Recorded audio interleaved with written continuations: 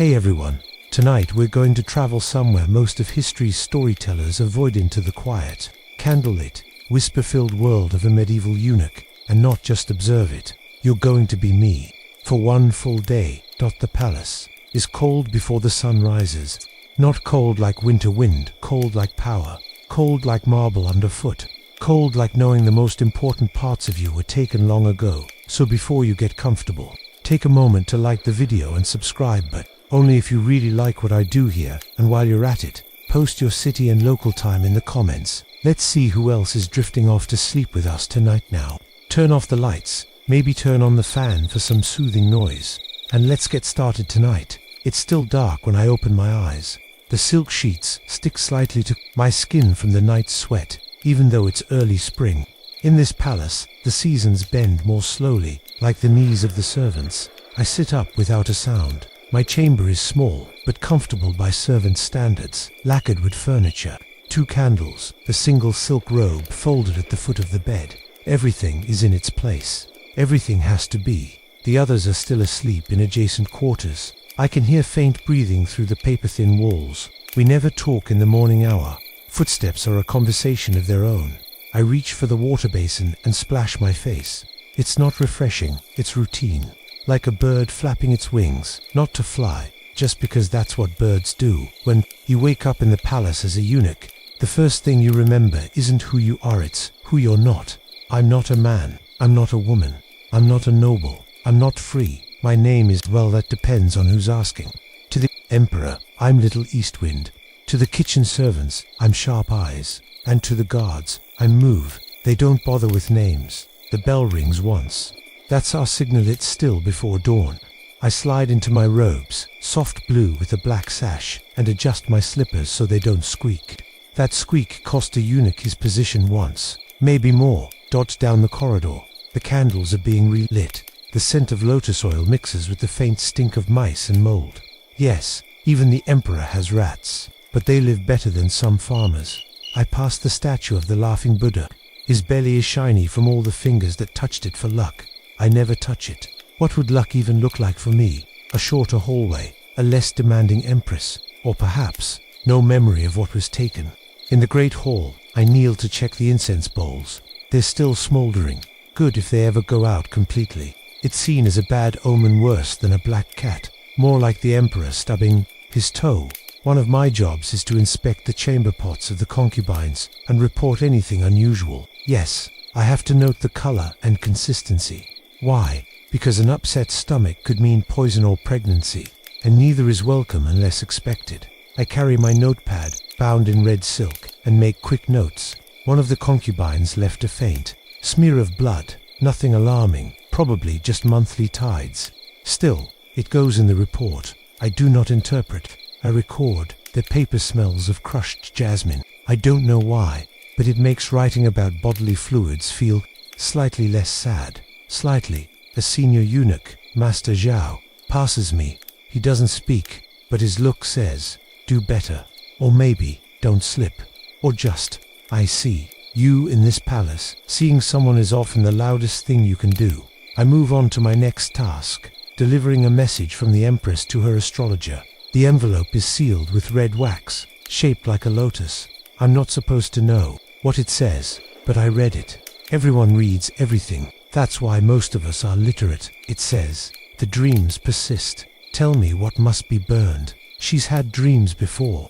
One time she burned 3 of her own dresses and claimed it stopped the nightmares. Another time she had a bird drowned in milk. That one didn't help.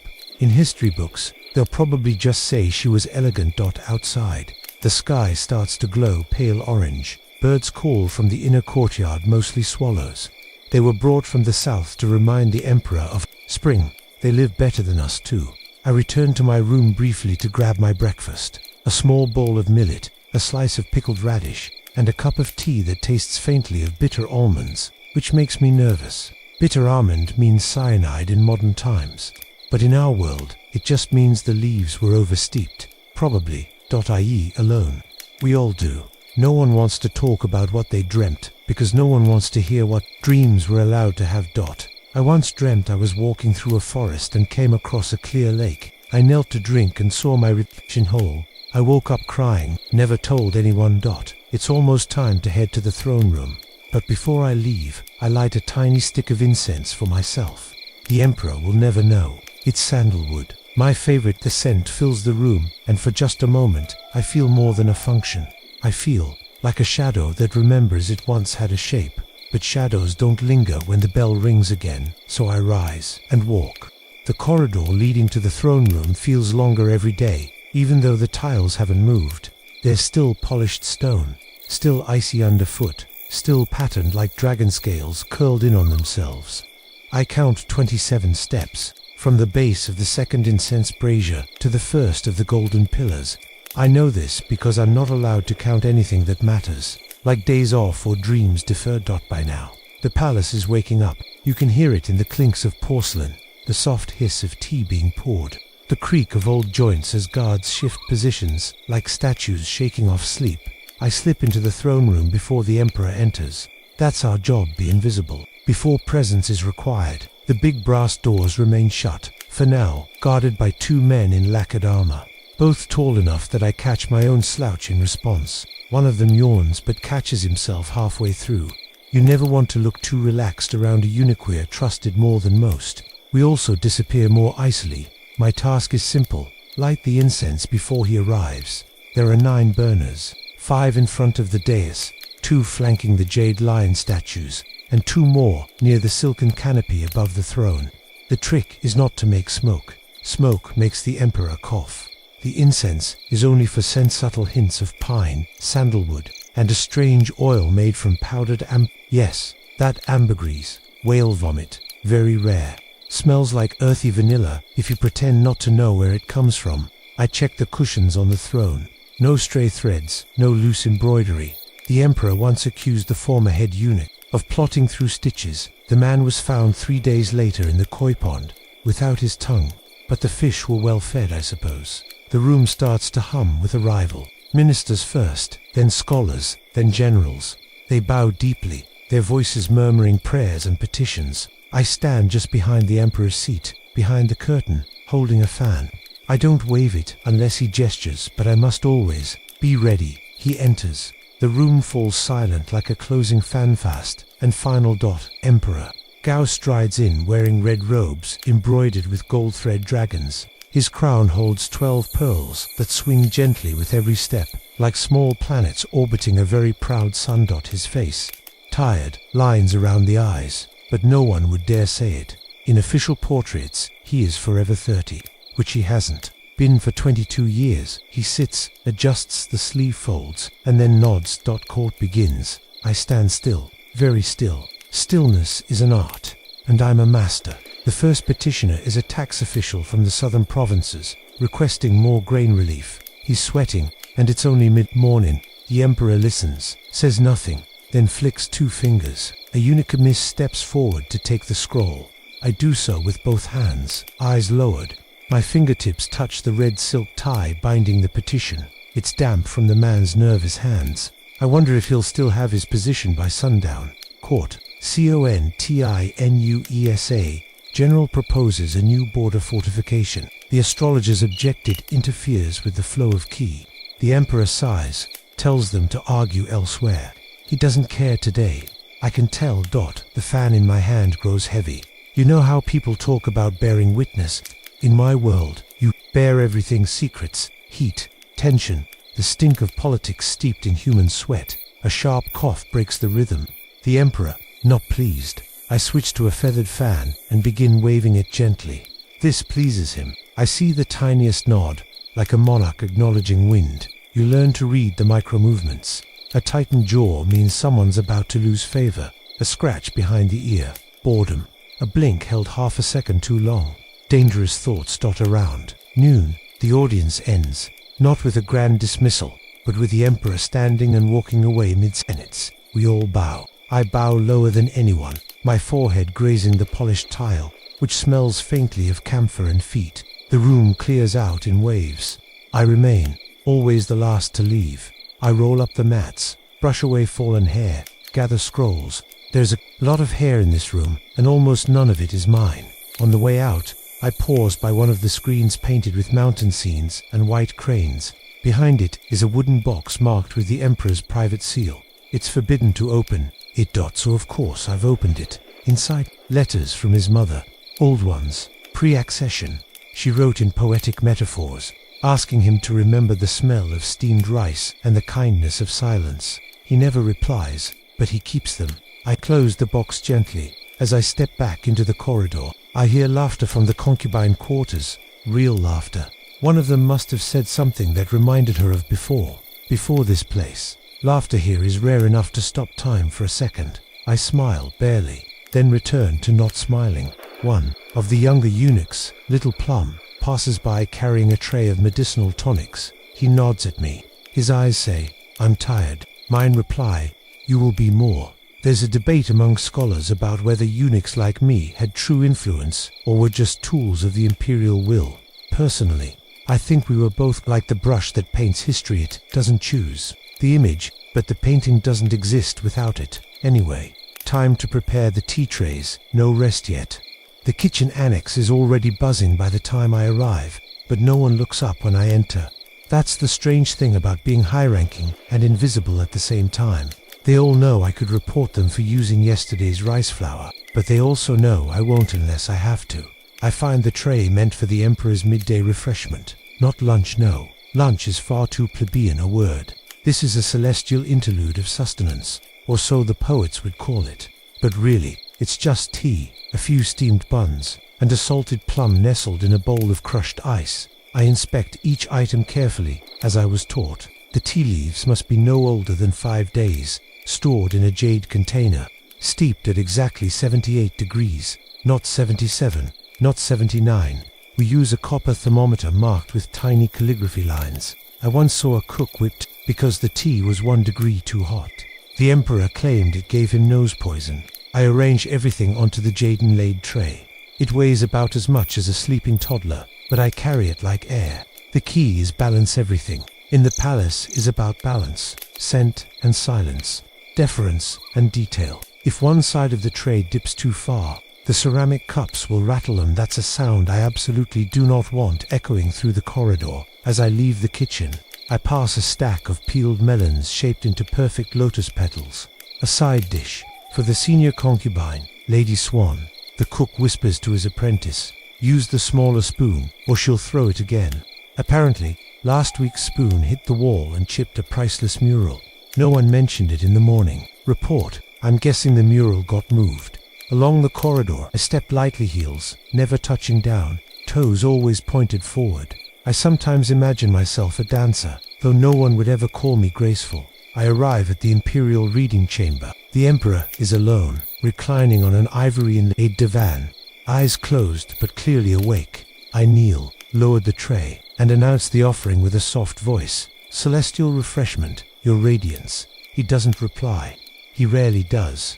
I wait. Exactly 9 heartbeats as I count, then place the cup in his reach and withdraw. I sit just outside the chamber now, watching the reflection of the Emperor's robe in a lacquered panel. He sips slowly.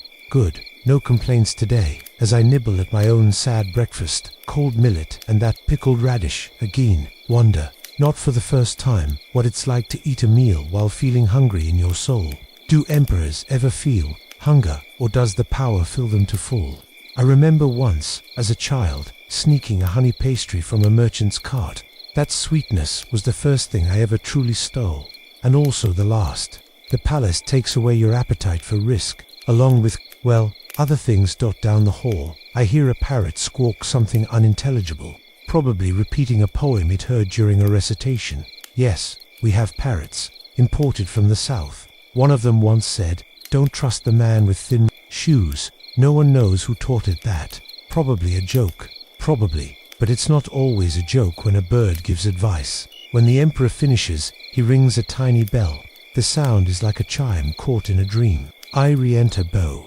Retrieve the tray, careful not to let the cups clink, and exit once more. I head to the servant hall to clean the cups myself. Trust, in this palace, is a lonely business. You don't let someone else handle what you just gave to a ruler. While washing the porcelain, I notice a hairline crack in one of the saucers. It will need to be removed. Things with cracks don't last long here, whether it's dishes or people. I place the broken saucer on the quiet shelf. That's what we call it. The place where items go before disappearing, either repaired by an artisan or quietly shattered into powder and forgotten. I once saw a robe end up there. A golden robe, lined with phoenix feathers. One thread loose, and it vanished. Some scholars debate whether these practices were excessive or merely expressions of ritual hygiene. Personally, I think they're expressions of fear disguised as order. But I say nothing. That's what keeps me alive. As I dry the cups, I hear someone coming. Soft steps, slippers, not guards. It's Lady River, one of the quieter concubines, known for her fondness for poetry and, oddly enough, raisins. She doesn't see me behind the partition at first, but when she does, she startles slightly.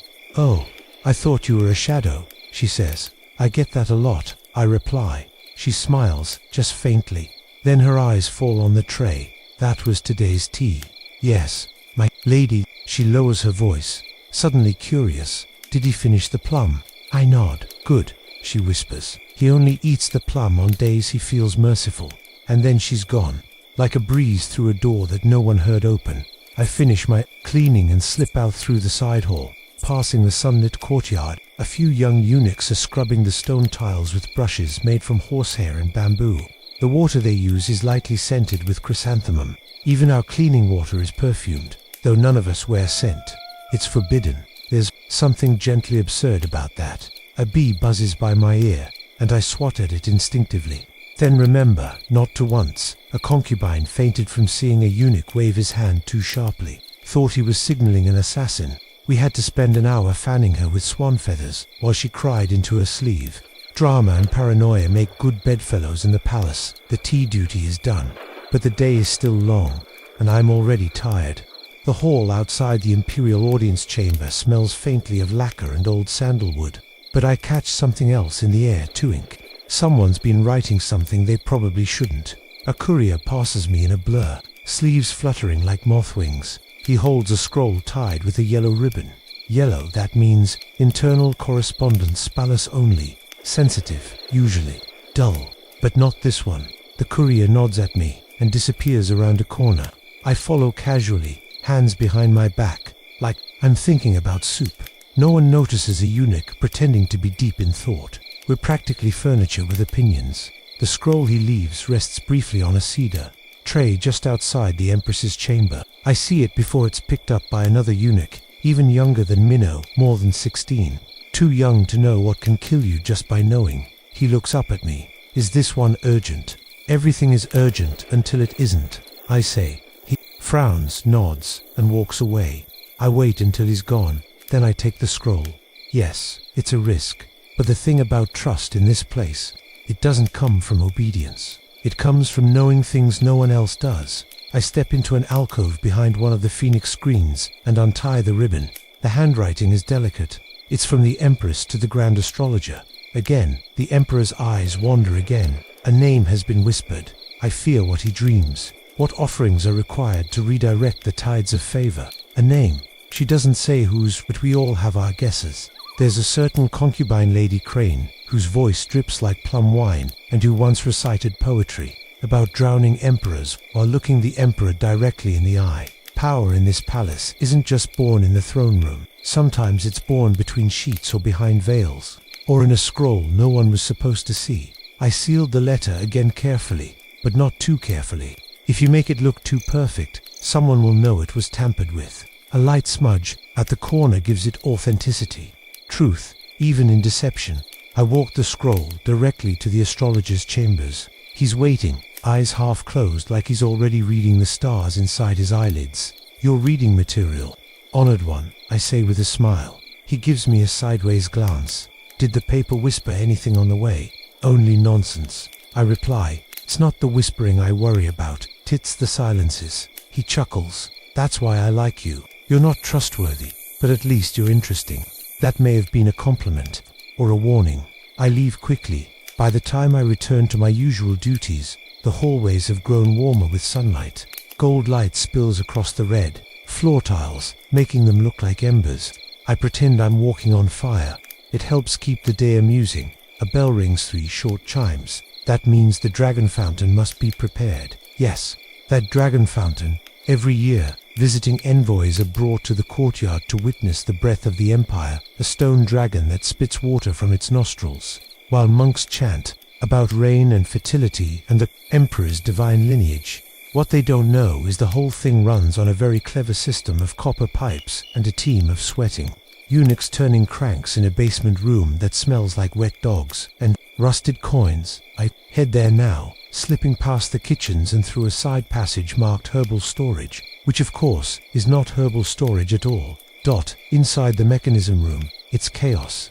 2 eunuchs are arguing over the timing valve, and one is trying to patch a leak with what looks like wax paper in desperation. What's wrong now? I ask. The dragon's left nostril won't spray. One grumbles. It just dribbles. Looks like he's crying.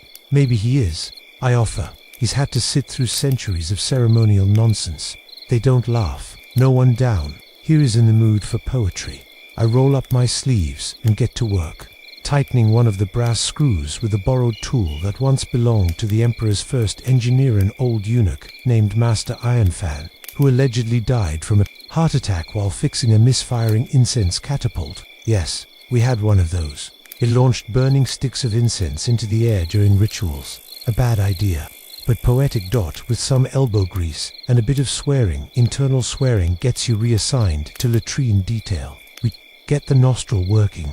Water jets out with just enough force to make it look like power, not a sneeze. Perfect. I head topside to polish the dragon's stone snout. It's carved from imported jade and chipped at the jawline, though the artisans pretend it's intentional asymmetry. Everything in this palace is either broken or art. Depending on who's asking, I light a lotus oil lamp swan on each side of the fountain, then pour a shallow dish of wine at its feet. That's for the ritual. The wine is not for drinking, though one of the crank eunuchs used to sneak sips. He went blind last year. Probably not related, but no one has dared since.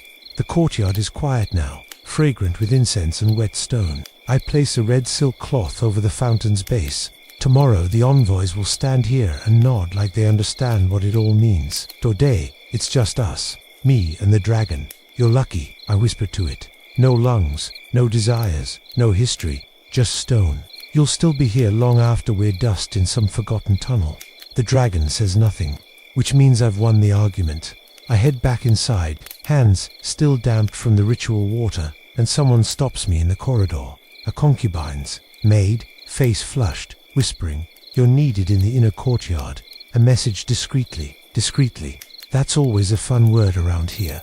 Usually means dangerously interesting. I nod and turn my steps toward the garden. The inner courtyard is the heart of the palace, the kind of heart that keeps secrets in its atria and bleeds slowly in fountains. It's early afternoon now. The sun is warm but not kind, turning the white stone paths into glowing veins and casting the shadows of cherry trees like delicate webs across the walkways. I move through the courtyard like a ghost with errands. Light on my feet, eyes soft, posture neutral. I see her before she sees me. Lady Crane. Of course it's her. She stands near the koi pond in full silker shade of pale jade that nearly disappears against the foliage. She's feeding the fish, a slow ritual meant to look casual. I know this dance. She drops the pellets one at a time, not watching the fish but watching the reflection in the water. A concubine's best defense is indirect vision. I approach slowly. "You summoned me, my lady." She doesn't look up. "No, one saw you, only the quay." She lets that hang for a moment, then finally turns. Her lips curve into a half smile that somehow feels more dangerous than anger. "I need you to deliver something," she says. Her fingers slide into her sleeve and retrieve a folded silk packet, very thin, stitched shut with gold thread. I don't ask what it is. I've learned that the more I know, the shorter I sleep. Still, I can't help noticing the stitching. It's a poetic code, 3 loops and 1 knot. It means when spring ends, so shall silence. Subtle, treasonous, may be, but also ... romantic. "To whom?" I ask. Her eyes flick toward the upper balcony of the West Tower. "The astrologer's quarters. Oh, lovely. My favorite death wish." "I'm only a servant," I say. "And I'm only a woman," she replies, softly. "But here we are." She places the packet in my palm and brushes my handbrief, like a breeze, but enough to leave fire. That touch. Forbidden. Not just scandalous, not just inappropriate, forbidden. If anyone saw it, we'd both be locked in silence chambers. Before sunset, still, I don't pull away. Instead, I tuck the packet into the lining of my sash, not in a pocket that's the first place anyone would search. As I turn to leave, she says, "Do not let the old one read it." Which old one? She doesn't answer. She doesn't have to. There's only one old one in the palace. Who reads what he shouldn't? Master Zhao, which means this just got a whole lot more interesting. I move quickly, but not too quickly. Too fast and you look guilty. Too slow and someone gives you another errand. I thread my way through the corridors, avoiding the main hallway. That route passes through too many glances, too many noses. Instead, I cut through the servants' herb garden, lavender, camphor, dried chrysanthemum and duck through a gate used mostly by gardeners and cats. And that's when I nearly collide with Sparrow. He's another eunuch, young, eager, dangerous in the way people are when they haven't yet seen how life unspools. "Where are you going?" he asks, trying to peer over my shoulder. "Nowhere important," I say, keeping my voice flat. "You, just looking for a comb. Lady Swans went missing. I'll keep an eye out." He shrugs and vanishes like steam. I clutch the packet. Tighter. The astrologer's quarters are up the narrow back stairs. The climb is steep, and the wood creaks, no matter how soft your feet. I think they did that on purpose, built it to complain. When I reach the top, the astrologer is bent over a table littered with scrolls and star charts. He doesn't look up. "Delivery," I say, "for the stars, or for me?" Hard to say. These days, I hold out the silk-wrapped message. He takes it slowly, inspecting the stitching like a jeweler with a flawed gem. Then he tucks it under a jade paperweight shaped like a turtle. Doesn't even open it. Smart man, or very tired. He didn't see what's inside. I didn't see anything. I say, "Good." He gestures to a dish of candied lotus root. "Want one?" I hesitate, then nod. I haven't tasted sweetness in weeks. The lotus root is dusted in sugar and rosewater. Soft, cold, perfect. I chew slowly. The flavor is subtle but intense, like memories of happiness instead of happiness itself. As I turn to leave, he calls after me, "Be careful with Lady Crane."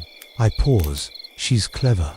Clever women are the most dangerous in palaces, he says, looking out the window. Because clever men are expected, clever women ... change things. I nod but don't answer.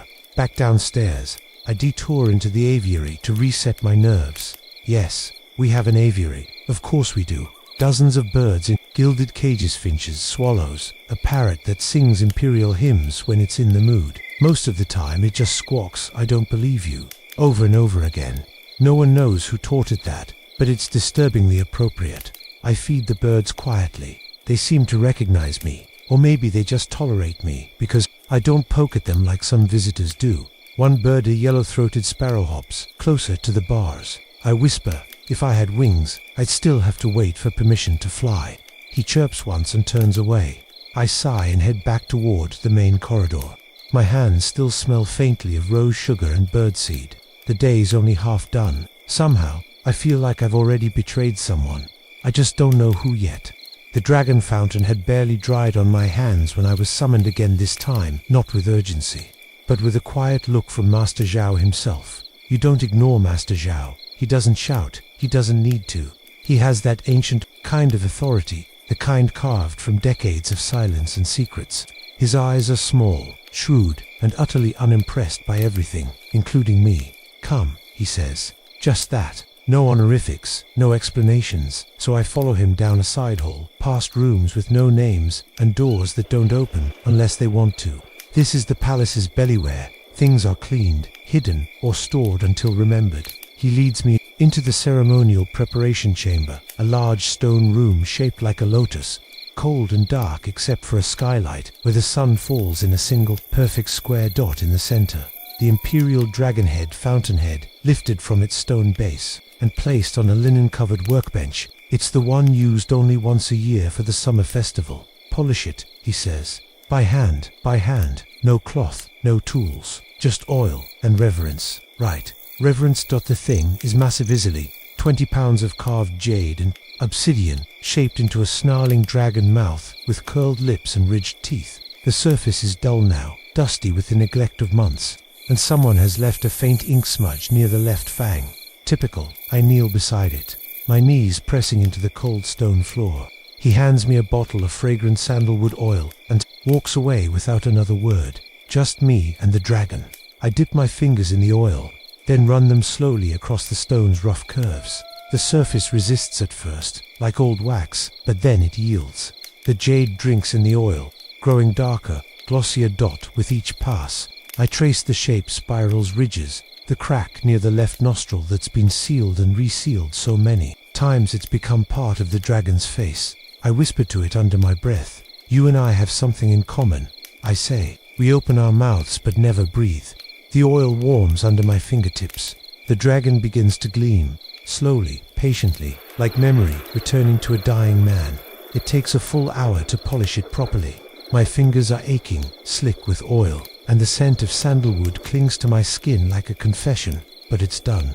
The dragon glows, and that's when I notice the inscription. It's faint, hidden beneath the lower jaw, scratched in tiny, almost imperceptible characters. He who polishes the dragon sees his own reflection clearer. It's not part of the original design. I would swear on my shaved head, someone added it later. Maybe long ago, maybe recently. I lean closer, staring into the curve of the jaw, where the words hide like a whisper. My reflection swims across the black stone, warped and dimbered. It's mine, not the palace's, not the emperor's, mine. And it looks tired. I finish the job and return the dragon head to its silk-wrapped box. On my way out, I find Master Zhao waiting. He doesn't ask how it went. He just gestures to my oil-covered hands and says, "Now you understand." I don't respond. I don't need to. We're both fluent in unspoken truths. He walks away, disappearing into another corridor like smoke slipping under a door. I step into the hallway and realize I've missed the afternoon call bell. Not a big deal unless someone notices. But then, someone always notices. I hurry toward the water courtyard, where visiting envoys are scheduled to arrive tomorrow. My job is to arrange the ceremonial wine trays for the reception. Not pour the wine, just polish the trays and make sure the handles face due north. Yes, due north. One time someone angled the handles northeast, and a minister called it an omen of Sibyl. Unrest. The trays are gold-plated bronze, engraved with the imperial seal, 2 dragons chasing a pearl. I count them carefully. 7, 1 for each envoy. 1 extra in case someone unexpected shows up. That happens more often than you'd think. While polishing the trays, I think about the dragon inscription. He who polishes the dragon. What am I really seeing when I polish this metal? Just my face? Or all the other eunuchs who came before me reflected in the same place, doing the same thing, thinking the same dangerous thoughts? I almost drop a tray when I hear a voice behind me. You missed call bell. It's Sparrow again. The young one. Master Xiao kept me. He nods, then watches me in that way young people do when they don't know if they want to become you or destroy you. You ever think about running away? He asks suddenly. From the palace? From everything? I blink. What would I run with? My regrets. He shrugs. Some monks say eunuchs are closer to enlightenment. No cravings, no attachments. I smile faintly. Then the monks clearly never worked in the laundry chamber. He laughs. A real laugh. It echoes a little too loudly, and we both glance around nervously. I'm serious, he says. If I had the chance to leave, I would. I don't tell him what he doesn't want to hear. I don't tell him that the chance never comes. Not really. Instead, I say, if you ever do leave, bring a cushion. The world is harder than these stone floors. He smirks. Deal. Then he leaves me to my trays and my thoughts. I finish polishing just as the bells ring for sundown. My fingers smell of oil and bronze. My knees ache. My throat is dry, but the trays are perfect. Handle angles included. As I carry them back to storage, I pass one of the mirrored walls in the reception hall. For a split second, I catch my reflection in the golden surface, and I don't recognize myself. The courtyard smells of damp stone and sweet rice water by the time I finally reach it again, this time. Not on duty, but on what passes for a break in the imperial palace. I find the same spot I always go to, just behind the plum blossom tree, near the northeast koi pond. It's quiet here, out of sight, and the koi don't care what you are. I sit on the edge of the stone platform and pull a handful of millet crumbs from my sleeve pocket. The sparrows know me by now. The boldest one stubby-tailed bird I've nicknamed Button hops onto the edge of my slipper and chirps impatiently. "All right," I mutter. "Royal treatment, coming right up." I scatter the crumbs gently. 3 other sparrows flutter in, landing with the grace of dancers and the confidence of royalty. They eat greedily, beaks tapping against stone, wings flaring when they jostle. For the best crumbs, it's the only time I get to feed something that wants to be near me. A breeze moves through the courtyard, carrying the scent of jasmine and someone's perfume. I turn. It's Lady Willowen, other concubine. But unlike Lady Crane, she's all softness and silences. I've never heard her raise her voice, never seen her flinch. She might be the only person here who's learned how to exist without being devoured. She approaches slowly, watching the sparrows with a faint smile. "They trust you," she says. "Only when I have snacks," I reply. She lowers herself to sit beside me, not quite touching, but close enough that I can smell her perfume again. Peach blossom, light, unapologetically feminine. "You remind me of someone," she says suddenly. I don't ask who. "In the palace. Comparisons are dangerous." After a pause, she adds, "He liked birds too." I nod and pretend that means nothing. The sparrows finish eating. Button lingers a little longer, then flies off, scattering a few feathers behind. We sit in silence for a while, and then, with a glance to make sure no one's near, she whispers, "Do you ever want to leave?" That question again. I don't know what leave means anymore. I reply, "We're the ones the world forgets to imagine." She looks at me not with pity, not with fear, just quiet recognition. Then she stands, brushing her robe smooth. "Still," she says, "I hope you get to fly someday." And then she's gone. I watch her disappear round the corner, her shadow trailing long in the afternoon light. The palace walls seem taller afterward. I don't go back inside immediately. I lie back on the warm stone, eyes to the sky. The clouds are moving quickly, pulled by spring winds that know no border, no status, no ceiling. I imagine what it would be like to lie on a hillside without walls, without bells, without names like Sharp Eyes or Little East Wind. What name would I choose if I could? Probably something small, soft, forgettable. Maybe Button like the bird. A voice calls from the walkway. Sharp Eyes. I sit up fast. It's one of the laundry masters, red-faced and sweaty. Get to the washing chamber. Now. Great. Someone else made a mistake, which means I pay for it. Again. The laundry chamber is a different kingdom, entirely ruled by boiling vats, rows of steaming cloth, and a queen named Mistress Hui, who doesn't yell. She hisses. Today, she's hissing about a robe. A specific robe, who bleached the hem on Lady Crane's crimson underrobe. She demands, waving the offending garment like it insulted her ancestors. Silence. Silence. Then her eyes find me. "You delivered her message earlier today, didn't you?" "Yes, mistress." "Then you must have tracked soap into her chamber, or handled something damp. Or," I say very calmly, "someone in this room can't tell crimson from pomegranate." A few of the maids snort behind their sleeves. Mistress Hui does not find this funny. "You'll fix it," she snaps.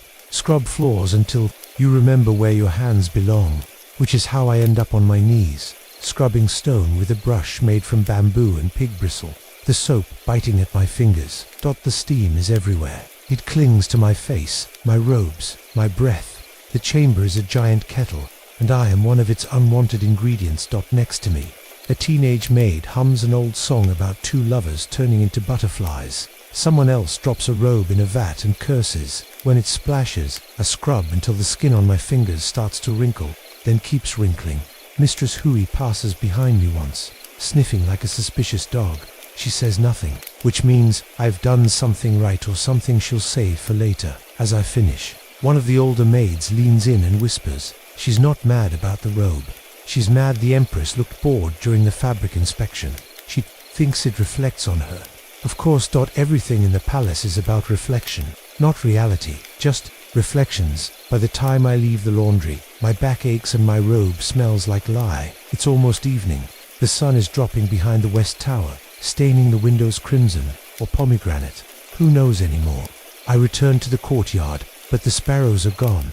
Button doesn't show. Just wind and stone, and the faint smell of soap on my hands.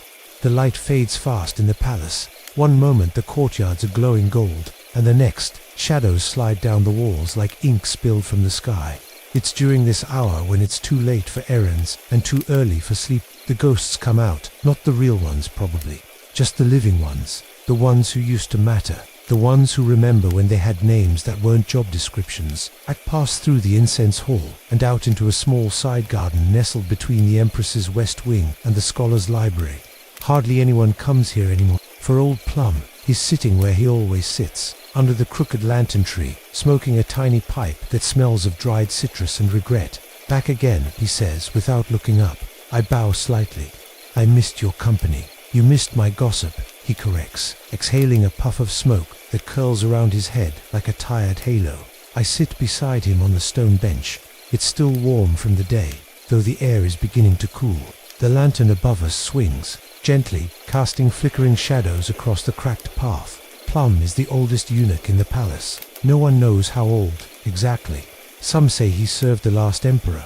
Others whisper he's been here since the dynasty before. His hands shake a little, and his spine curves like an old question mark. But his mind is sharper than the blades the guards carry. So, he says, tapping the pipe on his knee, which lady is starting trouble this week? I shrugged. They all are, or none of them. It's hard to tell. He chuckles. It's never, none of them. Then he leans in close and says, did I ever tell you how the Empress before this, one died? I shake my head. Of course he has. But I let him pretend it's the first time. She fell, he says. From the moon tower slipped. That's what the report said. And what do you say? He grins, mouth mostly empty. Say she was pushed, gently with a whisper. He taps his pipe again. She got too curious, too bold. Started asking about the Treasury's second account. The one marked with fish symbols. The fish account. It wasn't for fish. He laughs, wheezing a little. That's the thing about power. People think it's a sword. Really, it's a staircase. You don't realize how many hands have greased the railing until you're falling. The lantern sways again. And for a moment, the garden feels like a stage, just the two of us under its fading spotlight. Then Plum goes quiet, staring into the distance. His pipe smolders. After a while, he mutters, they say we're the Emperor's eyes and ears, but we're also his memory, the parts he doesn't want to keep. He turns to me. You know why you'll never leave, don't you? I shake my head. Because you know things now, and no one who knows too much gets to leave upright. He leans back, closes his eyes, and says nothing more. I leave him there, still as a forgotten statue. Back inside, I head toward my quarters to change robes before the evening meal. My room is just the same, simple, quiet, mine only in the sense that no one else wants it. The walls smell faintly of camphor and dust. The candle by my bedside has melted into a warped little pool. I light a fresh one as I begin untying my sash. I pause. The packet from Lady Crane, still hidden in the inner lining. I reach for it, wondering what became of the first one, the one I delivered to the astrologer earlier. And then I hear a soft knock, not on my door, on the wall. 3 slow taps. There's no one outside when I check. But on the floor, under the doorframe, is a small folded piece of paper. No seal. No signature. Just 2 words, he knows. I close the door quickly and sit on the floor, heart thudding like a festival drum. I don't know who he is. Could be Master Zhao, could be the Emperor, could be anyone. I burn the note in my candle and crush the ashes between my fingers. The message from Lady Crane now feels like a shard of glass tucked beneath my ribs. I should destroy it too, but instead, I re-hide it in my sash and step back into the hallway. Time for the evening meal. We eat together, but not with each other. Eunuchs file into the meal hall like shadows into a lantern-lit cave. We sit on low stools, trays of porridge and pickled roots in front of us. No one speaks. Conversation is for people with futures. The porridge is hot today. That's rare. I take slow, deliberate bites. It tastes faintly of ginger. The pickles are crunchy, overly sour, but better than nothing. Across from me, Sparrow sits hunched, eyes distant. He doesn't look up. A younger eunuch spills his cup. No one helps. We're all too busy pretending not to notice. Halfway through the meal, the door creaks and a pair of guards step in. Everyone freezes. The guards walk straight through the hall, not stopping. Their boots echo like fate. Once they're gone, the silence gets louder. We finish eating in record time. Outside, the night wind has risen. It tugs at the banners above the walkways and rattles the wind chimes like a warning. I head to the bathhouse. It's the only comfort left in the day. Steam rolls out of the doorway, thick and sweet with camphor and lemongrass. Inside, the air is wet and womb-warm. The walls drip, the benches shine, and the water blessedly doesn't judge. There are 5 of us tonight. We don't speak, we don't look too long. We sink into the stone basin one by one, ribs showing, scars showing, silence clinging. I close my eyes and lean back. The water holds me, and for one brief moment, I forget what was taken. The steam hasn't even left my skin when the bell sounds again 2 sharp chimes. Then a pause, then one long one. That pattern means something's gone wrong. Not wrong like a fire, wrong like a whisper that got too loud. I dry off in a hurry, sliding back into my robe, still warm from the corner hook. My sash is damp from the bathhouse humidity, but it'll have to do. I slip the message packet back into its fold. Yes, I still haven't delivered it. Yes, that might be a problem soon. The hallway, a boy barely 12, already shaved and robed, rushes past me, barefoot. I catch his arm. What happened? His eyes are wide. Someone's dead. The words land in my stomach like a stone in a pond. Not a big splash, just deep ripples that take time to reach the edge. Who? He shakes his head. Don't know. One of us. West Storage Hall. I let him go. By the time I get there, the hallway is sealed off with red string and 2 silent guards. That string might as well be a wall made of knives. Only a few people can cross it. Unfortunately, I'm one of them. Master Zhao stands just beyond, arms folded, face unreadable. Report to me, he says, without turning around. I step onto the string, feeling it tug faintly against my shoulder, like it wants me to stay out of trouble. Too late, the body is behind a silk screen. I smell it before I see its soap blood, and something faintly floral, like someone tried to cover it up. A young eunuch, maybe 17. His face is calm, eerily so. His hands are folded over his chest. Someone did that after, but it's his eyes that make my breath catch. Wide open, glassy, like he died surprised. Zhao watches me. You know his name? I nod slowly. John. Family name. He never told me. Then he won't be missed by anyone outside this place. That sounds harsher than it is. It's just the way things are here. What happened? Looks like poison, possibly from the ink. There's a note. He hands it to me. It's short, written in a hand that's barely legible. Shaking, I delivered something I should not have. Forgive me. I reread it twice. Then look at the boy again. John. He ran errands for the inner court. Messages, cloth, occasionally sweets. It hits me like a slap. He was supposed to deliver the second message from Lady Crane, the one I still have. So someone must have believed he had it, which means ... My stomach knots. I tuck the packet deeper into my sash, feeling its weight shift. Zhao notices. You've been busy today. I meet his gaze. You've trained me well. He smiles. Too well, maybe. He waves me off. Clean yourself up.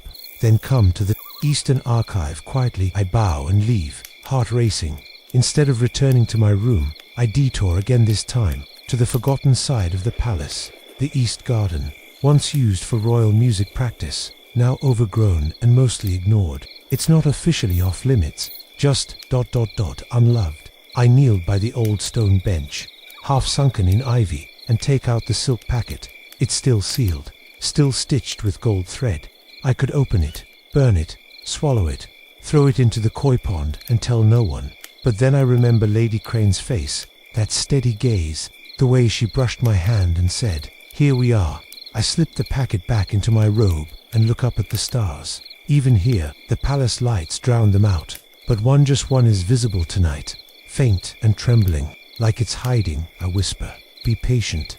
Then I head to the archive. The Eastern Archive is part library, part confession booth. Scrolls line the walls from floor to ceiling. Thousands of years of secrets, most of them forgotten on purpose. Zhao is already there, lighting an oil lamp with a flint spark that somehow feels threatening.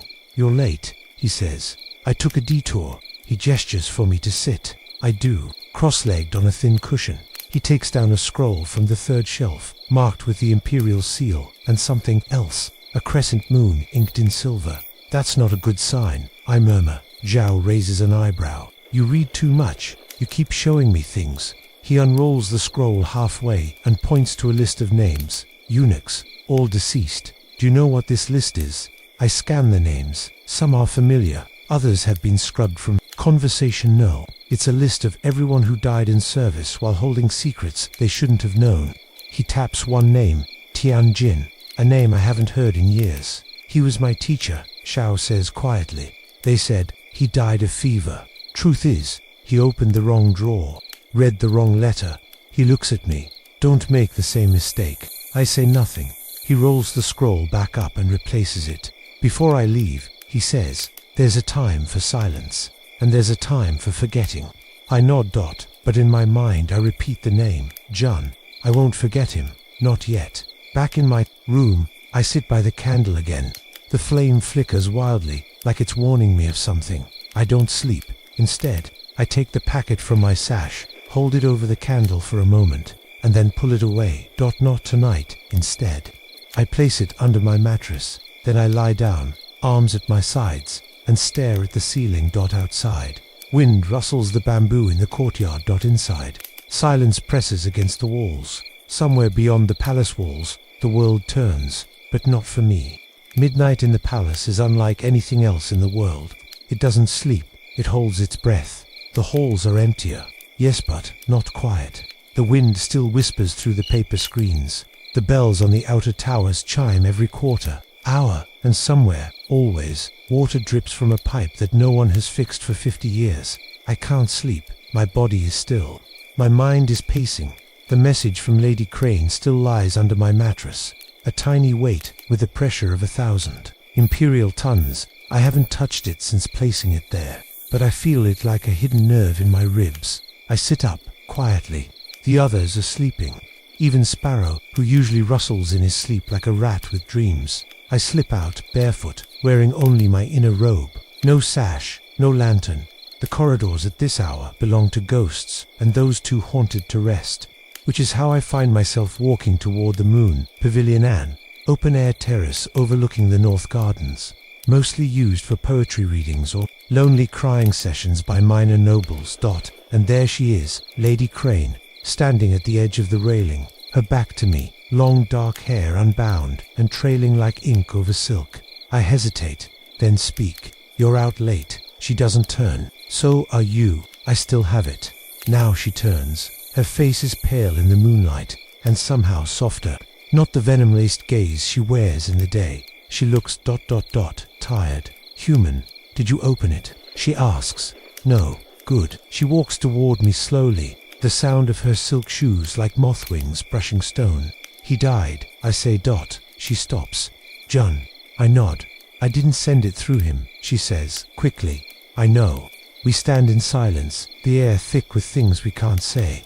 Then, she asks, do you know why I chose you? I shake my head, because you don't look away. I want to laugh, but I don't. That's not always a good thing here. She smiles sadly. No, but it means you still see. Then, without warning, she steps closer and presses something into my hand. It's a small token, carved from ivory, an imperial seal.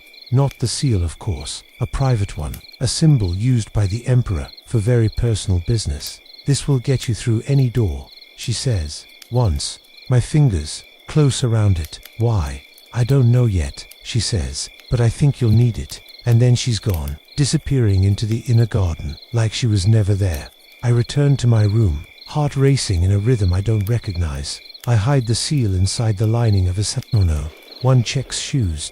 Then I lie down again. But sleep doesn't come. Instead, just before dawn, there's a soft knock. Not on the wall this time. On my door, I open it. Sparrow stands there, pale and shaking. I need to talk, he whispers. I nod and let him in. He sits on the edge of my bed, hunched over, hands trembling. I saw Jun, he says, earlier that day. I stay still. He was scared. Said he delivered something wrong. Said he thought it was just a poem. A poem. I remember the silk packet. It wasn't a poem, was it? I say nothing. He looks at me with wide eyes. I don't want to die. You won't. I lie. He exhales sharply and rubs his face with both hands. I thought this place was supposed to protect us, you know, from the world. I shake my head. This is the world, I say, just concentrated. He gives a bitter laugh. What should I do? I think for a moment. Do your job. Keep quiet. Stay useful. He nods, slowly. Okay. He leaves a moment later, barefoot and still shaking. I close the door gently behind him. Then I pull the message out from under the mattress, untie the gold thread, and finally fiendly, I read it. Only 6 words. He dreams of fire, not you. That's it, and I have no idea what it means. But I fold it again, retie it, burn the outer thread, and for the first time in days, I sleep, and in my dream there are no walls, only wind and wings. Morning comes like a judgment. The palace doesn't rise, it tightens. You feel it in the walls, in the clipped footsteps of the guards, in the sharper than usual clatter of breakfast trays. I don't get breakfast today. I'm summoned before the bell even rings. A courier finds me just outside the bathhouse, where I'm scrubbing a stubborn stain from a marble basin. It's shaped like a lotus and carved so intricately you can feel the veins in the petals. Someone dropped a sandalwood candle into it last night, and now it smells like burned temples and bad decisions. The courier says one word, Emperor, not summons, not urgently, not even his radiance requests. Just the word, and I'm expected to obey. I dry my hands on my sleeve and follow, but I'm not led to the throne room, or the audience chamber, or any of the ceremonial halls I know by heart. No. They bring me to the menagerie. Now, that's a place no one wants to be summoned to. The Emperor's private menagerie is tucked behind the West Gardens, away from the formal courts and far from the eyes of the nobility. It's his escape, his collection, his little kingdom of creatures. Most people don't even know it exists, but I do, because I help feed them. The gates creak as we enter. It smells like bamboo, feathers, and something darker, old meat, maybe, or memory. The keeper nods at me. He's mute, has been since birth, communicates in gestures and sounds that most people ignore. I like him though. He doesn't ask questions, doesn't deliver scrolls that get people killed. He points to the far enclosure, the tiger. Yes, the tiger, brought from the southern jungles as a gift 10 winters ago. Still here, still terrifying. It once mauled the minister's son.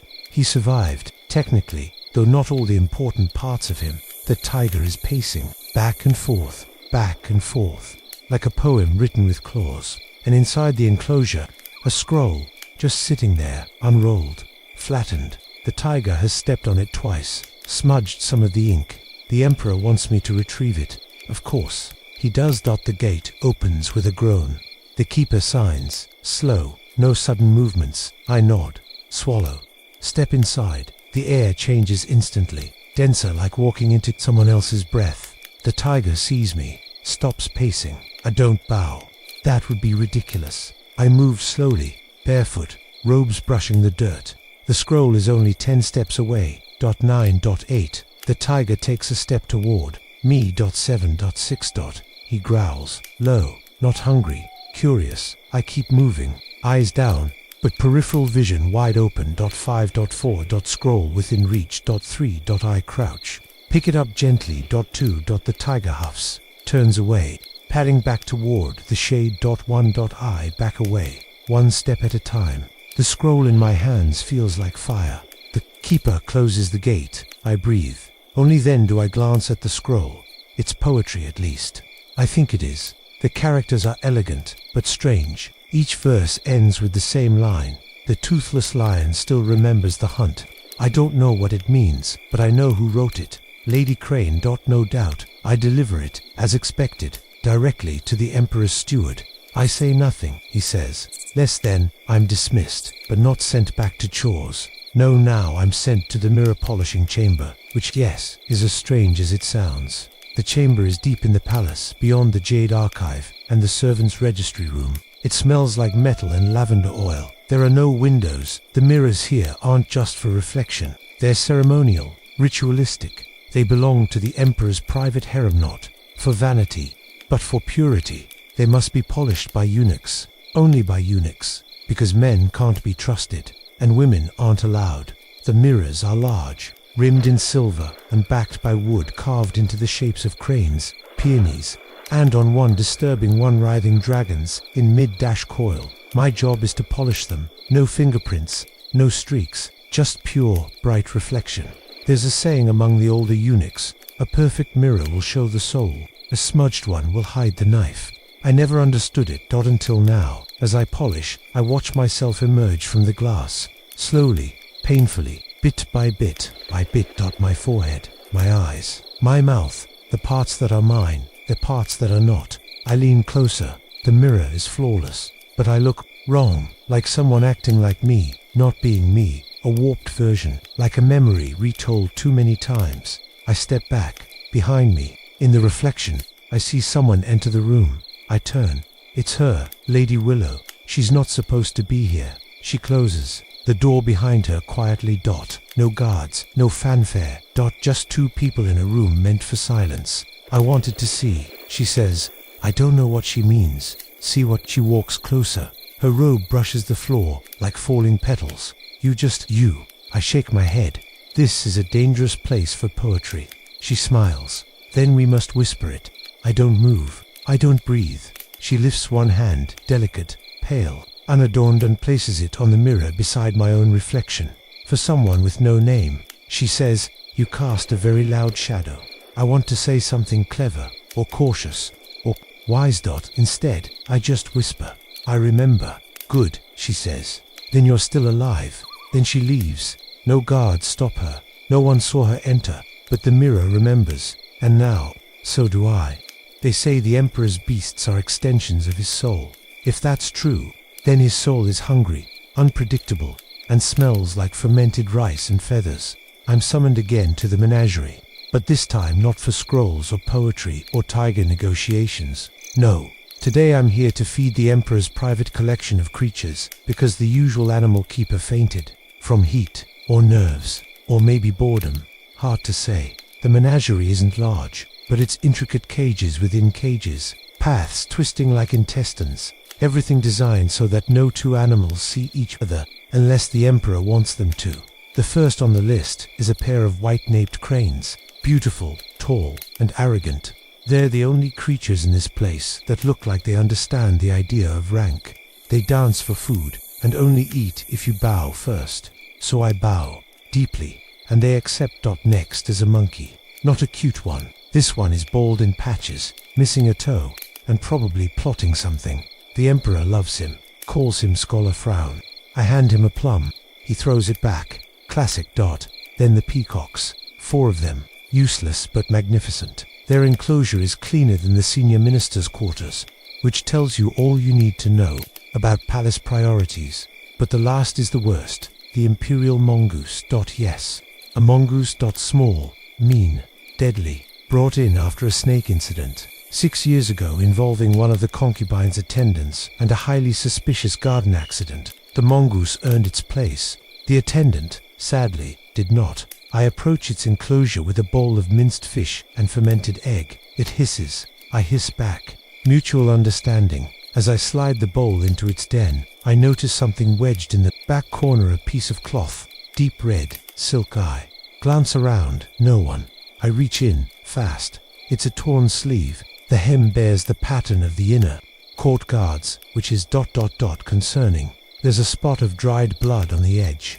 I don't ask questions. I wrap the cloth in my sash and keep feeding the animals like nothing happened. Back in the storage hallway, I tuck the cloth under a loose tile behind a rarely used basin. One of my many hiding spots. This palace gives you 2 choices: keep secrets or become one. As I'm doing this, Sparrow appears. He's pale again. Always seems to be pale these days. Did you hear? He asks. About what? They say the astrologer fainted during a reading. I blink. He never faints. Exactly. He looks over his shoulder, lowers his voice. Some say it was the stars. What about them? They changed. Sparrow, I say gently. Stars don't change. He shrugs. Maybe. They do here. That's the thing about palace rumors. They're either completely false or horribly true, and sometimes both. Later that afternoon, I'm told to report to the Western Annex. That can mean anything from prepare the tea tray to dig a grave.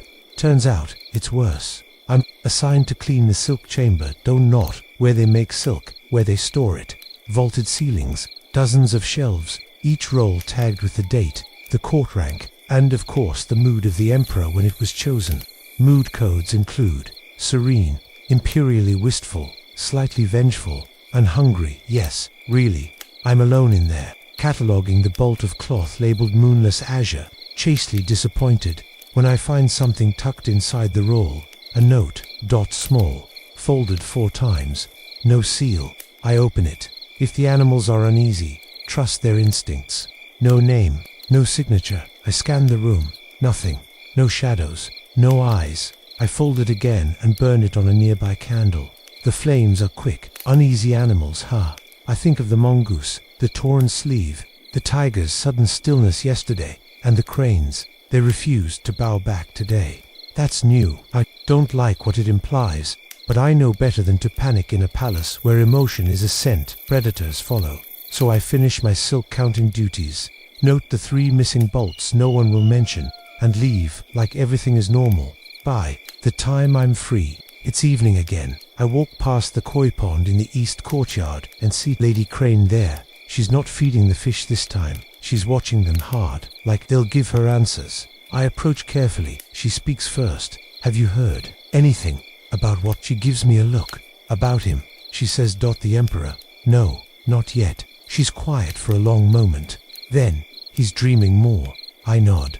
I've heard. Everyone has. He speaks in his sleep, now half-formed words, names. Once, apparently, a full song.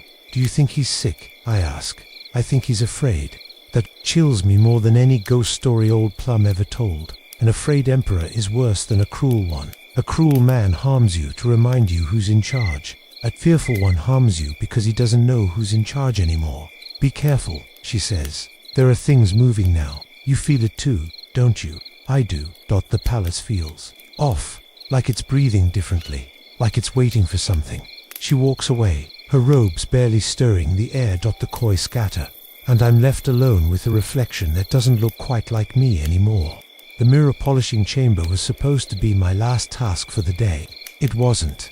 A runner comes panting into the hallway just as I'm setting down the polishing cloth. His face is flushed, sweat soaking the collar of his robe. Beasts, he gasps. The beasts are out. I blink. Which ones?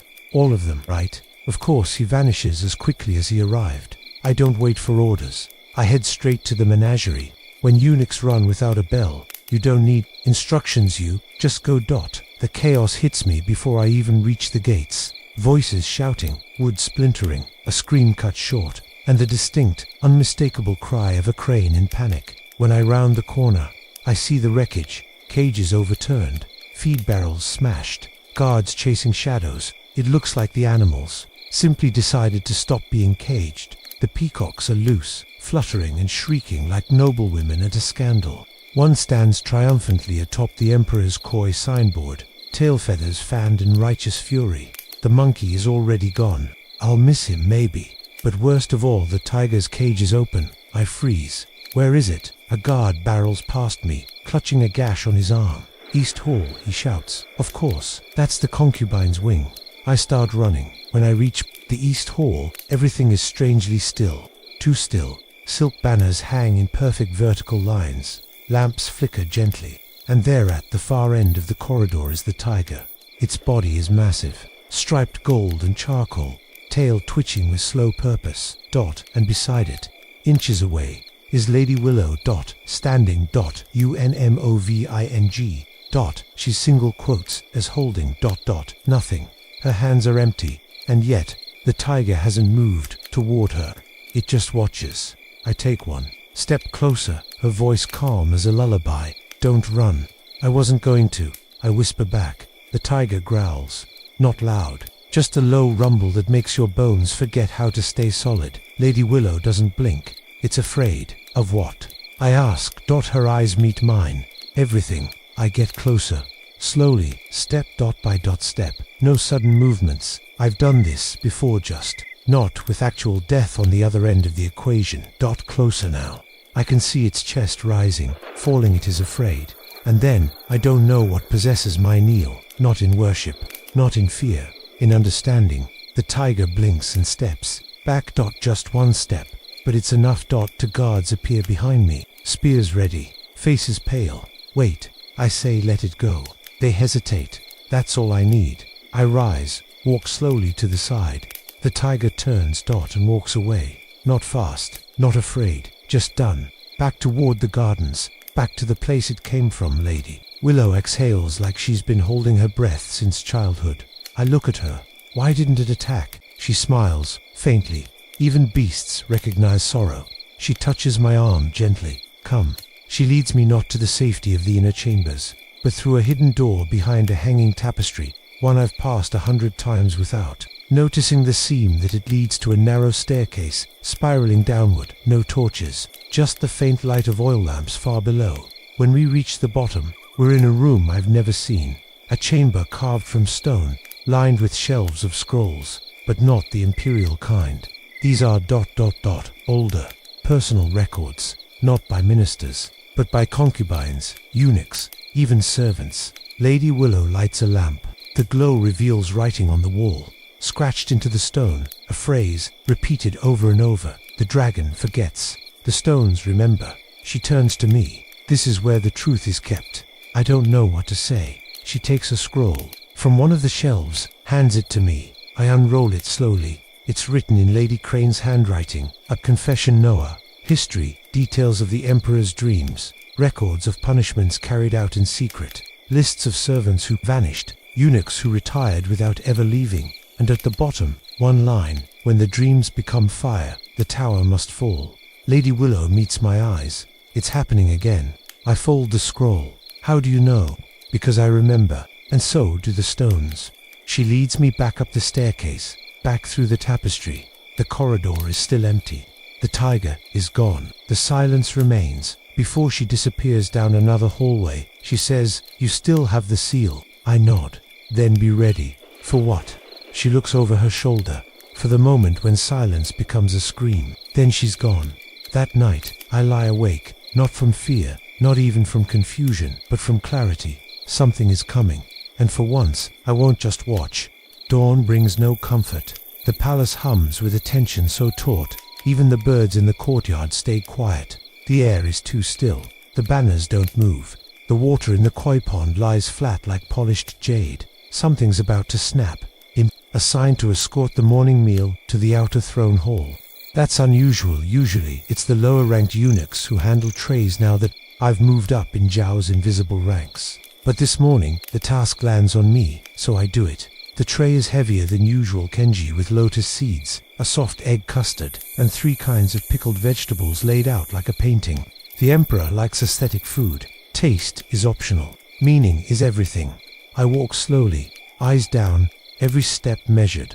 If I trip, if I stumble, if I so much as let a spoon rattle, I could disappear before lunch. At the entrance to the hall, 2 guards stop me.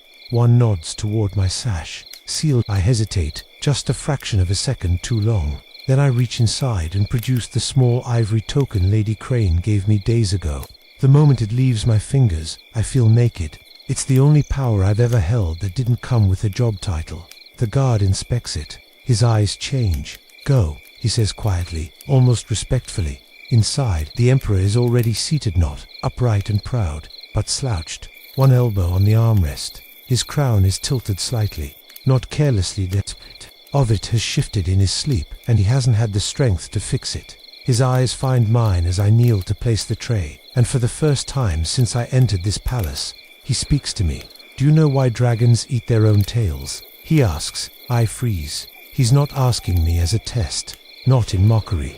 He's asking like a man lost in a forest, asking which path leads out. "No, your radiance." He lifts the spoon, lets it fall, to remind themselves they are infinite, and to punish themselves for the illusion.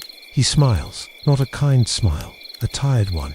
"You've been busy, haven't you?" he asks. My mouth goes dry. "Your radiance." He gestures vaguely. Letters delivered, eyes where they shouldn't be. Whispers in the east wing. I bow deeper. I serve the palace. He leans forward, and for a terrifying moment, I think he might laugh. Instead, he says, "You serve something older than that." I don't respond. He waves a hand. "Go." I rise, back away. The tray remains. As I pass through the hall, I catch a glance from one of the senior ministers standing off to the side. His face is impassive, but his hand grips his scroll so tightly it's shaking.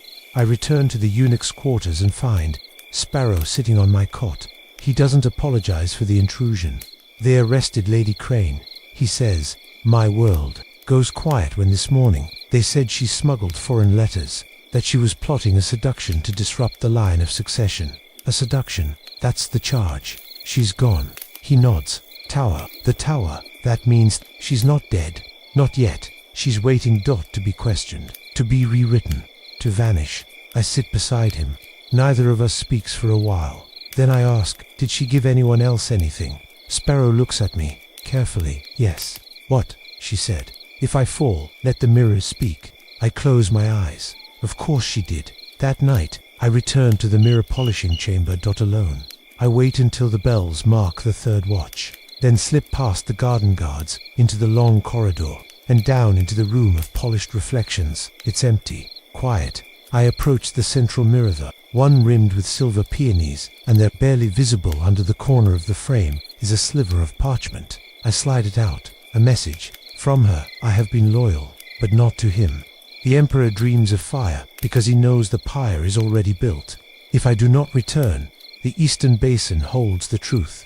The Eastern Basin, I know that place. It's an old water cistern just outside the silkworm sheds. Disused, cracked, always smells like mildew and something metallic. I fold the note and leave immediately. The night is thick with fog. My slippers stick to the moss as I pass the old courtyard and slip behind the faded banners. The basin sits where it always has, half filled with brackish water and forgotten wishes. I kneel beside it and reach down, fingers brushing the bottom. Something's there, a box, sealed in wax cloth. I pull it up, heart racing. Inside, letters, dozens of them. All written in the Emperor's own hand. 2 foreign dignitaries, 2 generals in the north. To someone named only the Falcon. They detail troop movements, bribes, arranged illnesses. Even one letter suggesting the previous Empress's fall was not only expected, but arranged. My breath catches. This. This is the truth. This could end him, or save her. I don't know what to do. I could burn it all, hide it again, or use it. I look at the sky. The moon is full, so bright it casts shadows like knives, and suddenly, I realize, this was never about choosing sides. This was about becoming one. The moment I step back from the Eastern Basin, I know I've crossed a threshold. Not a physical one, a line drawn in the dark ink of choice. The wax-wrapped box is heavy in my hands, but not because of its weight. It's heavy like a name, or a secret, or a truth no one was meant to carry. I tuck it inside a straw bundle and sling it across my shoulder like it's firewood. In the fog, I'm just another servant moving through the night, running one of 1,000 errands that no one remembers in the morning. My feet know where I'm going before my mind catches up. I head to the tower. Not the tall one where prisoners rot beneath polished banners. The other one, the old tower, the one that doesn't appear on the new maps, the one where forgotten becomes official. I've only been there once before, when I was barely older than Sparrow, delivering a tray of bitter tea to a scribe who had asked the wrong question about the Emperor's lineage. He never finished that tea. The tower isn't tall, it's buried, 3 floors underground, stone stairs winding downward like the throat of something hungry. The entrance is hidden beneath the archive annex. I unlock it with the ivory seal, Lady Crane's final gift. The guard doesn't stop me. He barely looks up. He knows what I am. He doesn't know who I've become. The air grows colder with every step down. My slippers slip slightly on moss-covered stone. The silence here isn't just absence of noise, it's compression. Like sound has been crushed out of the walls over time. The cell door isn't locked. It doesn't have to be. The only way out is up, and no one leaves unless they're changed or erased. Lady Crane is inside. Her robe is torn at the hem. Her hair is braided tightly, like she knew there'd be no mirrors. She's sitting cross-legged on the stone floor, back straight, hands resting gently in her lap. She looks up and smiles. You're late. I set the bundle down. You're alive, for now. She doesn't rise, doesn't flinch, just looks at me. You found it. Yes. The basin. Yes. Did you read them? I nod. And now I have to choose. She tilts her head. No, you already did. I sit across from her. The stone is cold, but I don't care. You could still escape. I say no. She replies, we could. That stops me. She leans forward. There's a caravan leaving tomorrow, disguised as a tribute envoy to the mountain temple. Inside one of the carts is a compartment, hidden, Enough room for one. You know I stare at her, but you're the one who she cuts me off gently. If I disappear, the palace breathes easier. They expect me to vanish. They need me to vanish. She reaches into her sleeve and pulls out a final letter, smaller than the others, tied with black string. Give this to the Empress, she says. Not her handmaid, not her steward. I take it. My fingers shake as I hide it in my sash. Why? Me, I ask. She looks at me like I've missed something obvious. Because you're the only one who ever saw me before I spoke. Then, more softly, because you still know how to see. The door creaks behind me. Footsteps dot a guard clearing his throat. I rise. She doesn't. Thank you, I whisper. For what? For not asking me to stay. She nods, and then closes her eyes. I leave the tower with the letter pressed to my chest like a second heartbeat. It's still dark, but dawn is creeping over the outer wall, faint blue light that doesn't quite reach the ground. I head straight for the Empress's private garden. No one's there. Not yet. I slip past the turtle-shaped lantern, under the trellis of night jasmine, and kneel by the koi pond. She arrives moments later.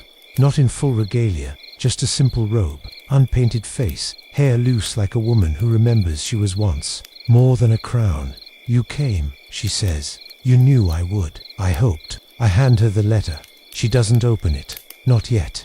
Instead, she kneels beside me, the koi ripple. Neither of us speaks. After a long pause, she says, there was a time when I thought this palace was a place of power. And now I know it's a place where people forget who they are. She finally opens the letter. Her eyes skim the lines. She exhales, then folds it again. Slowly. Tell me, she says, do you believe in revolution? I think about it. No, I say. But I believe in memory. She nods. That's close. Enough. That night, I prepare. I clean my quarters, sweep the floor, fold my robe. I write no letters. I leave no messages. I pack only what fits in the hollowed sandal. One scroll, one name, and the memory of a tiger stepping backward. In the hour before dawn, I pass the guards. One nods, another tribute delivery. I smile. Just another servant carrying what doesn't belong to him. He lets me pass. The cart waits at the gate. I slip inside, lie still, and wait as the wheels begin to turn. I feel the rhythm of the road under my spine. I feel the palace fall behind me, stone by stone. I feel something I haven't felt since before the knife, before the silence, before the mirrors. I feel something dangerously close to freedom. The cart rattles across cobblestone, each bump threatening to expose me or break me. I lie perfectly still, wedged inside a false-bottom compartment that smells like dried herbs and rat droppings. My knees ache, my back is numb, but I don't move. Outside, voices rise and fall as the tribute caravan rolls toward the outer gate. The guards murmur. One of them laughs. A dog barks twice and is silenced. The gate creaks open with the groan of ancient iron and history grinding against itself. The sound that follows is different. It's the sound of out of the walls, out of the rules, out of the loop. The wheels begin to roll faster, and the air shifts cleaner, sharper, with the faint scent of pine and wet earth. I don't cry, but something inside me stretches, like a bird testing its wings after a lifetime of tight cages. We ride for hours. At one point, the cart stops. Someone throws in another bundle. It lands inches from my face, dried fruits wrapped in rice paper. I consider eating one, but don't. Not yet. The timing of hunger matters now. As the sun rises, the false bottom heats up. My robe sticks to my skin. I think of Lady Cranov, her sitting in that tower, silent, chosen, sacrificed. I think of Sparrow, probably scrubbing floors this morning, or perhaps whispering secrets to the next poor soul fated to feel too much. And I think of the Emperor, dreaming, shifting in his robes, mumbling of fire. The wheels turn again. Hours pass. Eventually, the cart stops for good. A voice. Unload these carefully. I wait. I listen. The bundle above me is removed. Then the next. Then silence. The hatch lifts. I blink into daylight. Not palace light filtered through carved screens and incense smoke. Real light. Sky-colored. Honest. A man in a grey robe looks down at me. He's older, with the creased eyes of someone who's seen every kind of secret. You made it, he says. I think so. I reply. He helps me out. My legs almost buckle. The cart is parked in a grove beside a crumbling shrine. Birds flit between trees. No marble, no guards, just moss, wind, and distance. He hands me a small bowl of water and a rice bun. You've got 2 days to vanish. He says, then what? Then you become a story. I nod, eat slowly, and wonder what kind. By nightfall, I'm walking alone. The man gives me a cloak, a change of clothes, and a direction west. He says there's a fishing village where no one asks names, only if you can mend nets and keep quiet. I think I can. I travel light. No scrolls, no seals. Just memory. Just me. As I pass a wide stretch of grassland, I sit to rest and light a small fire with the flint kit he gave me. The flames dance, so do the past's shadows. I see John, his eyes wide in the dark. I see the tiger, choosing not to strike. I see the Empress, unfolding a letter like it contained the shape of her future. I see Lady Willow whispering truths in mirrored rooms, and I see myself kneeling before power, then walking away. At some point, I begin to talk out loud. To no one, to everyone. I was born inside a wall, I say softly. I was made into a function, but I learned how to feel without showing it. I feed the fire a twig. I learned that silence isn't the absence of sound, it's the presence of control. Another twig. I learned that loyalty and survival are rarely the same thing. Another, and I learned that even in a palace of 1,000 eyes, someone always forgets to watch the quiet ones. The fire flares, then calms. In the morning, I reach the village. Fishermen glance at me without interest. A woman offers me rice in exchange for helping untangle her net. I say yes. The water smells of salt and moss. The boats creak like old bones. The horizon stretches forever. No bells. No silk. No fire, carved into dreams. Just nets. And sky. That night, I sleep on a wooden mat beside a small hearth, and for the first time in as long as I can remember, I dream, not of marble. Not of cages, not of scrolls or poison or emperors whispering in their sleep. I dream of wind, I dream of running, and I dream of a voice mind saying my name, my real name, and it's not little east wind, it's not sharp eyes, it's not move, it's just me. Whole, free, and enough. The days begin to blend, in a way that's soft like worn linen or the hush of tide against dockwood. I don't mark them anymore. There are no bells, no incense timers, no scroll deliveries or whisper-choked meetings under moonlight. Just morning, nets and evening rice, the rhythm of breathing in a place that expects nothing but your quiet existence. The villagers don't ask, they never do. They call me Brother Quiet because I speak only when spoken to, and even then, only half as much as they expect. One child asks if I'm a monk. I smile and shake my head. Just someone who listens better than he talks. The boy laughs. Then you must be very holy. I mend nets, patch boats, carry fish baskets. In exchange, I sleep near the fire and eat what they eat. No silken kanji, no pickled lotus, just rice and dried sardines. Honest food. I grow stronger, not in the muscle, in the marrow. And slowly, my dreams begin to change. At first, they're jumbled images, Lady Crane's voice merging with the tiger's low growl. Sparrow's laughter echoing inside a hollow scroll tube. The emperor floating face down in a koi pond filled with ink. Then one night, something new. I dream I'm back in the palace, but it's empty. No guards, no concubines, no echo. Just mirrors. Every room, every hall lined with mirrors. I pass through one after another, each reflection showing me a different version of myself. One still bowing, one still bleeding, one still waiting for permission to breathe. And then, finally, I reach the last mirror and see only the sea. I wake with the taste of salt in my mouth and the sound of gulls overhead. It's the first time I've wept in peace. News comes slowly here, in pieces. A passing merchant speaks of a fire in the capital. The emperor, he says, no longer holds court. He dreams by day now, refuses to eat certain colors, demands music only in minor keys. No one dares say it, but they all think the same thing. The dragon is unraveling. The merchant also mentions that Lady Crane was never seen again after a midnight transfer to the Temple of Soothing Waters. The temple burned days later. Accidental, they say, but we know better. We always do. I begin writing again, not messages, not secrets, just ... stories. I scratch them onto dried fish skin, onto the inside of boat paddles. onto pieces of bamboo that no one will think to read. I write about a man who was born without a name, who learned how to be a shadow, and who one day simply stepped out of the frame. The children asked me to tell that story again and again. Each time, I change it slightly. Once, he's a tiger. Once, a fish. Once, he grows wings. But always he survives. One evening, I'm repairing a net by the shore when an old man sits beside me. I recognize his walk. Chow. Somehow, I knew he'd find me. He doesn't greet me, just says, "You missed the ending." I don't stop tying the net. There wasn't one. I reply, only silence. He nods. That's a kind of ending. We sit for a long while. Then he reaches into his robe and hands me something. The ivory seal. Figured it should be buried properly. He says that I take it. It feels heavier than before. Not because of its weight, but because of what it used to mean. What happened to Sparrow? I ask. Still there, Xiao says. Watching, learning. Maybe he'll make it out one day. Or maybe he'll become the next version of me. He gives a crooked smile. Poor kid. They share a bowl of rice, the only feast we'll ever have that doesn't require permission. Then, before he leaves, Xiao says, "They'll write you out, you know.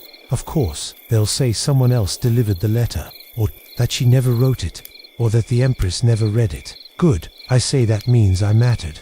He nods. And then he's gone, like he was never there. I walk to the edge of the sea and throw the ivory seal as far as I can. It spins. Catches the sun, then vanishes beneath the waves. No splash, just silence, the only kind I'll ever trust. The sea teaches you things the palace never could. It doesn't care who you were. It doesn't care who you served. It doesn't care how many scrolls you delivered or how many secrets you buried beneath your tongue.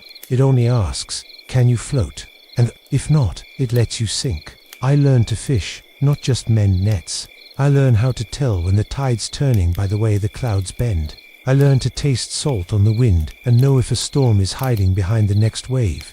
In time, the villagers stop calling me Brother Quiet. They call me Lan. It's not my real name. I'm not even sure I ever had one. But it feels good in my mouth. Short, soft. The sound of water lapping against wood. One afternoon, a boy asks me if I missed my home. I almost laugh, but instead, I say no. Because I didn't live in a home. I lived in a theater. A stage where survival was measured in stillness and the perfect angle of a bowed head. This life might be smaller, but it's real. Here. No one wants to know what I used to be. They only care if I've seen the fish schooling near the rocks today, or if I've heard the rooster crow, early sign of a coming wind. Still, I watch the horizon. Some habits don't leave you.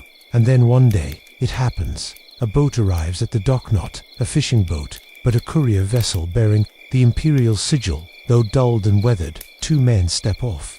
Neither wears armor. One is old, the other barely older than Sparrow. They ask for me by my old title, not my name, but the role. Where is the eunuch known as Little East Wind?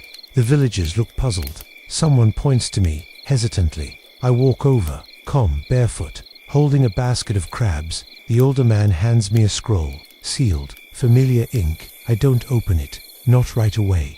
Who sent this? They look at each other. Then say, as if rehearsed, a friend who remembers.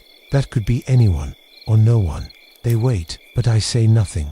After a few minutes, they bow and leave. The boat slips back into the sea. I sit on the dock, sunlight warming the back of my neck, and finally open the scroll. Only 3 lines. He still dreams of fire, but the mirrors remain unbroken. You were not erased. That's it. No signature. No plea. No request to return. Just memory, and the permission to still be part of it. Somehow, I rolled the scroll back up and toss it into the sea. Let the tide decide what to do with it. Some truths aren't meant to be archived. They're meant to dissolve. That night, I walk to the edge of the cliffs where the wind howls like an old teacher trying to remember your name. I think of Lady Crane, of Willow. Of Jun. Of the tiger. Of mirrors that don't lie but do reflect all the versions of me I used to pretend weren't there. I whisper their names out loud, not like prayers, like goodbyes or beginnings. In the weeks that follow, I begin teaching the village children how to write. It's a strange thing, giving away the very tool that once built cages around my tongue, but they take to it eagerly, scratching lines into bamboo strips and old palm leaves. I let them make up their own characters sometimes. Why not? Not all truths need to look the same. One girl asks if I used to be important.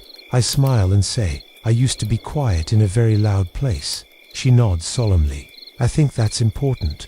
Maybe it is. Later, I carve a single line into the trunk of a pine tree at the edge of the shore. The dragon forgets. The stones remember.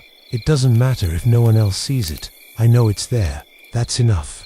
The seasons turn slowly in the village. Summer folds into fall like a hand settling onto a still surface. Leaves don't burst into fire. Here they simply dry, curl, and drift away like old promises.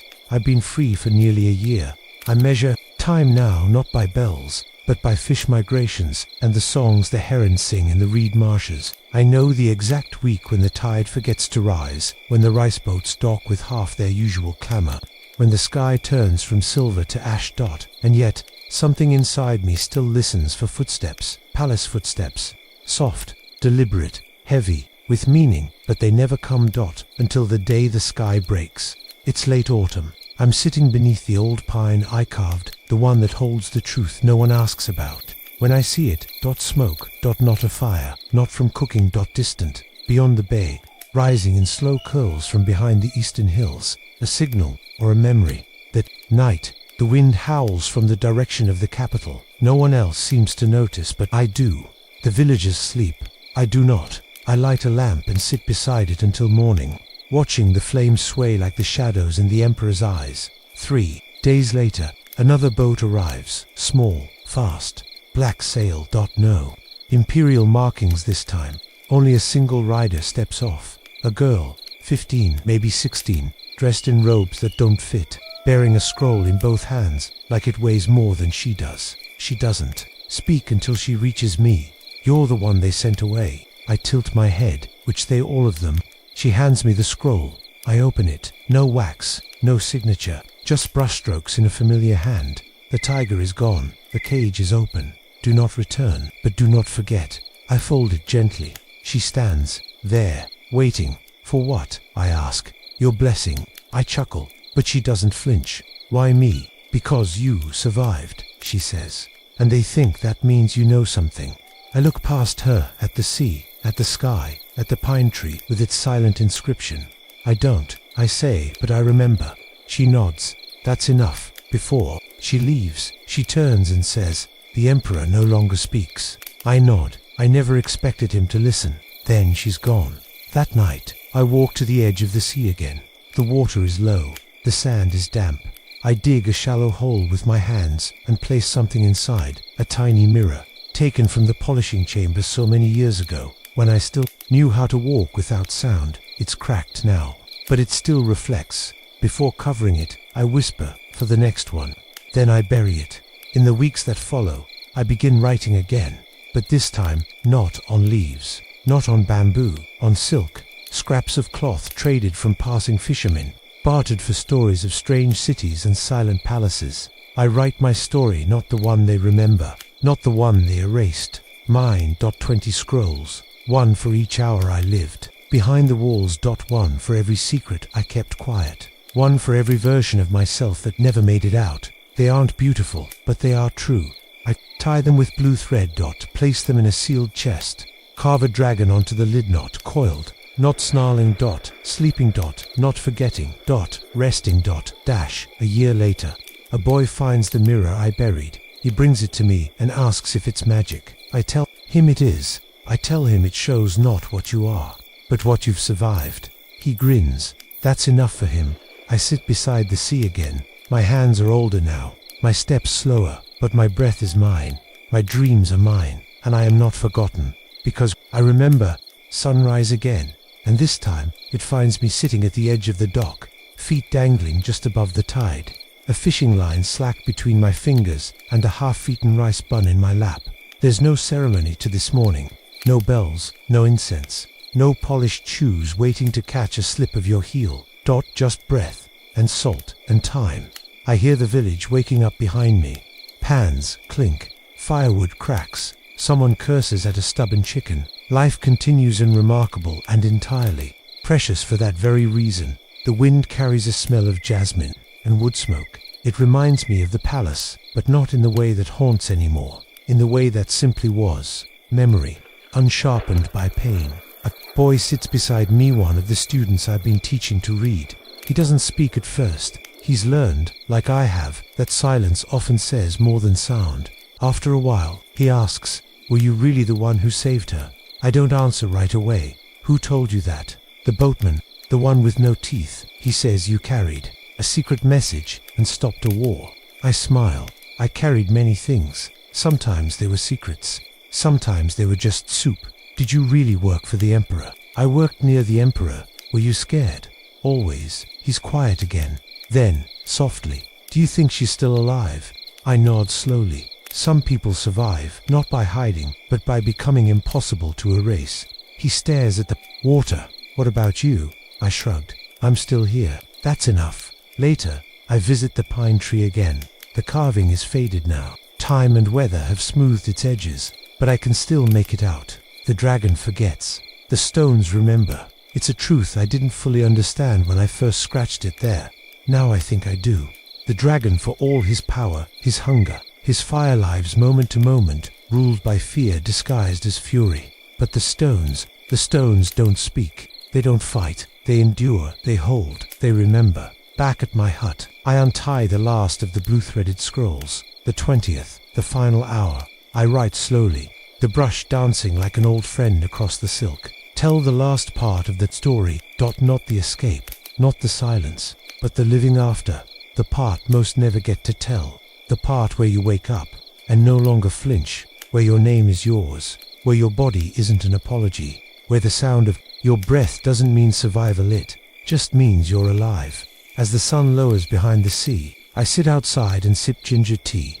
A bird lands on my railing, small, brown, ordinary. It pecks at the wood, looks at me, then flies away. Button, maybe, maybe not, but I like to think so. I roll the final scroll, tie it, place it inside the chest with the others, then I bury it beneath the floorboards, next to the fire pit. I don't bury it to hide it, I bury it to keep it warm, to give it time, to let it wait for the right hands, because someone will need it. Someone always does. Tonight, the sky is full of stars. No smoke, no clouds.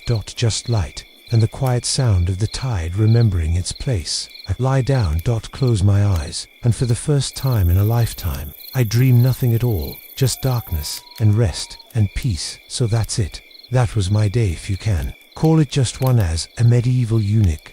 A day that started with incense and silence, moved through betrayal and beasts, whispers and mirrors, and ended with a fishing line in the sea. I was born into a role I didn't choose, trained into stillness, forged into someone who could vanish before your eyes and never leave a trace. And yet somehow, I left one, not in the palace, not in the scrolls, but in the memory of those who dared to look closer. Lady Crane, Sparrow, Lady Willow, even Zhao, who taught me how to stay alive by becoming unreadable. They each carved a line into me, and somehow that became a story not of power or victory, but of presence, of learning how to breathe in a place that tried to make you forget what breath was. And if there's one thing I've learned, it's this: sometimes you don't get to change the world.